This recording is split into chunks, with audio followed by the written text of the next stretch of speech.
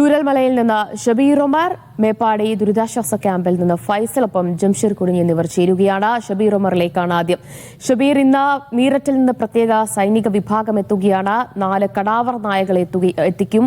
ആ രീതിയിൽ തെരച്ചിൽ ഇന്ന് വലിയ രീതിയിൽ തന്നെ വ്യാപിപ്പിക്കുകയാണ്. ഇന്ന് രാവിലെ മുതലുള്ള തെരച്ചിൽ ആരംഭിച്ചോ? എന്താണ് വിവരങ്ങൾ?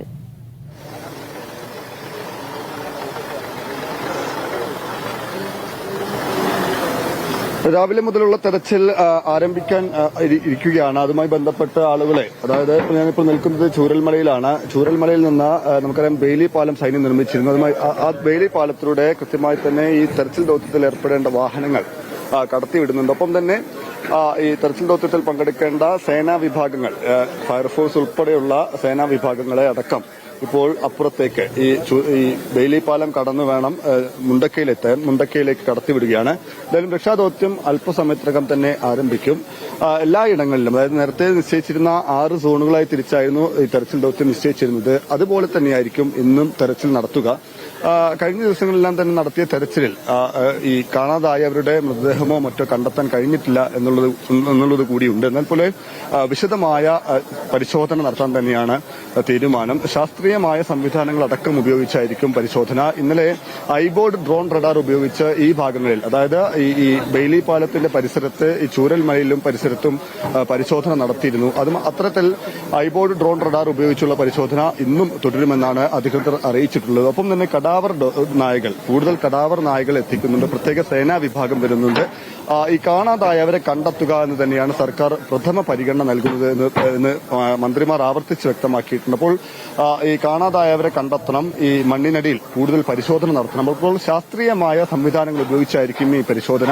ഈ ഐബോർഡ് ഡ്രോൺ റഡാർ ഉപയോഗിച്ച് ഈ മണ്ണിനടിയിലെ രൂപങ്ങളെ കണ്ടെത്താൻ കഴിയുമെന്നാണ് അതുമായി ബന്ധപ്പെട്ട് പ്രവർത്തിക്കുന്നവർ പറയുന്നത്. അപ്പോൾ ഇത്തരത്തിൽ സംശയാസ്പദമായ രൂപങ്ങൾ കാണുകയാണെങ്കിൽ ആ പ്രദേശങ്ങളിൽ കടാവർ നായകൾ ഉപയോഗിച്ച് പരിശോധന നടത്തും. അതിനുശേഷമായിരിക്കും ഈ മണ്ണുമാന്തി യന്ത്രം അടക്കമുള്ളവ ഉപയോഗിച്ച് മണ്ണ് നീക്കി പരിശോധന നടത്തുക എന്നാണ് അറിയിച്ചിട്ടുള്ളത്. ഒപ്പം തന്നെ എടുത്തു പറയേണ്ട കാര്യം, ഇന്നിപ്പോൾ കഴിഞ്ഞ ദിവസങ്ങളിൽ ഈ ഭക്ഷണം ലഭിക്കുന്നില്ല എന്നതടക്കമുള്ള പരാതി ഉയർന്നിരുന്നു. ഈ സന്നദ്ധ സംഘടനകൾ അല്ലെങ്കിൽ ഈ സന്നദ്ധ കൂട്ടായ്മകൾ ഈ ഭക്ഷണ വിതരണം നടത്തേണ്ടതില്ല എന്ന് സർക്കാർ നിർദ്ദേശം നൽകിയിരുന്നു.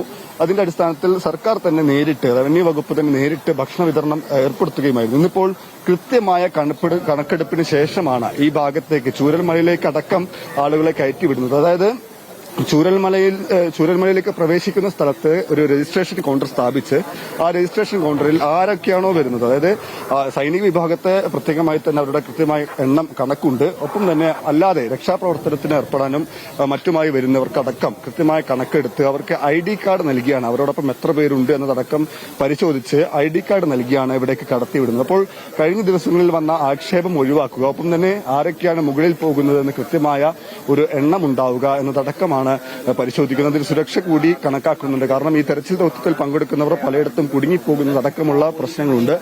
അതെല്ലാം പരിഗണിച്ചാണ് ഇത്തരത്തിലൊരു ക്രമീകരണം ഏർപ്പെടുത്തിയിരിക്കുന്നത്. കൃത്യമായ പരിശോധനകൾ, അതായത് ആദ്യം രജിസ്ട്രേഷൻ നടത്തണം, അതിനുശേഷം പോലീസ് ഒരു ചെക്ക് പോയിന്റ് പോലെ ഒരു സംവിധാനം സ്ഥാപിച്ചിട്ടുണ്ട്. അവിടെ കൃത്യമായി രജിസ്ട്രേഷൻ ചെയ്യണം. ഈ ID കാർഡ് കാണിച്ച്, ഇതിന് സമാനമായ ID കാർഡാണ് എല്ലാവർക്കും നൽകുന്നത്. മാധ്യമപ്രവർത്തകർക്കടക്കം ഇത്തരത്തിലുള്ള ID കാർഡ് നൽകുന്നുണ്ട്. അപ്പോൾ ആ ID കാർഡ് കാണിച്ച് ആ ചെക്ക് പോസ്റ്റും കടന്നാൽ ഈ ചൂരൽമലയിലേക്ക് എത്താൻ, ചൂരൽമലയിൽ നിന്ന് മുണ്ടക്കയിലേക്ക് പോകുന്നതിന് മുമ്പും ഇവിടെ ഇത്തരത്തിൽ സൈന്യവും പോലീസും ഈ നിലയ്ക്ക് ആരൊക്കെയാണ് പോകുന്നത്, എത്ര പേർ പോകുന്നുണ്ട് എന്ന് കൃത്യമായി പരിശോധന നടത്തുന്നുണ്ട്. ആ നിലയ്ക്കാണ് ആളുകളെ കയറ്റിവിടുന്നത്. അപ്പോൾ ഒരു കൃത്യമായ ഒരു ക്രമീകരണം ഏർപ്പെടുത്തിയിട്ടുണ്ട്. അത് തെരച്ചിലിനായാലും അതുമായി ബന്ധപ്പെട്ട സംവിധാനങ്ങൾക്കായാലും പോലും കൃത്യമായൊരു സംവിധാനം ഒരുക്കിയാണ് ഇന്നത്തെ തെരച്ചിൽ ദൌത്യം. ആക്ഷേപങ്ങൾ ഒഴിവാക്കി ഈ തെരച്ചിൽ ദൌത്യം മുന്നോട്ട് കൊണ്ടുപോവുക എന്ന് തന്നെയാണ് സർക്കാർ ഉദ്ദേശിക്കുന്നത്. യെസ് ഷബീർ, അതോടൊപ്പം ഇപ്പോൾ തെരച്ചിൽ ഇന്നിപ്പോൾ ഏത് രീതിയിലായിരിക്കും ഏകോപിപ്പിക്കുക? ഈ ഉരുൾപൊട്ടലുണ്ടായ മുകൾ ഭാഗത്തു നിന്ന് താഴേക്ക് എന്ന രീതിയിൽ പ്രത്യേക സോണുകൾ തിരിച്ചുള്ള ഒരു തെരച്ചിലാണോ ഇന്ന് നടക്കുക?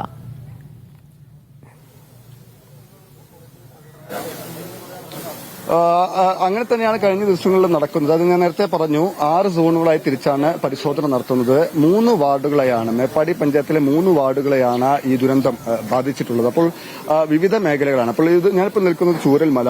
ഈ ചൂരൽമലയിൽ ഇവിടെ നിന്നുള്ള പാലമാണ് തകർന്നത്. മുണ്ടക്കയുമായി ബന്ധിപ്പിക്കുന്ന പാലമായിരുന്നു. ഈ ചൂരൽമലയ്ക്ക് സമീപമുള്ള ഈ പുഴയോട് ചേർന്നുള്ള പ്രദേശങ്ങളിൽ, ഈ കാണുന്ന പ്രദേശങ്ങളിൽ കഴിഞ്ഞ ദിവസം എല്ലാം പരിശോധന നടത്തിയതാണ്. ഇതാണ് ഒരു സോൺ. ഒപ്പം തന്നെ മുണ്ടക്കയിൽ ഈ പുഞ്ചിരിമട്ടം കഴിഞ്ഞ് മുണ്ടക്കയിലേക്ക് എത്തുന്നു. മുണ്ടക്കയിലും പരിശോധന കാര്യമായി തന്നെ കഴിഞ്ഞ ദിവസങ്ങളിലെല്ലാം തന്നെ നടത്തിയിരുന്നു. ഇപ്പോൾ 7ാം ദിനമാണ് ഈ പരിശോധന അല്ലെങ്കിൽ തെരച്ചിൽ ദൌത്യം നടത്തുന്നത്.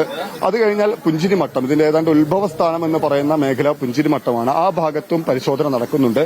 ഒപ്പം തന്നെ ഇത് കഴിഞ്ഞാൽ ഈ ചൂരൽമല കഴിഞ്ഞ് ചൂരൽമലയുടെ മറ്റൊരു ഭാഗമാണ് വില്ലേജ് റോഡ്.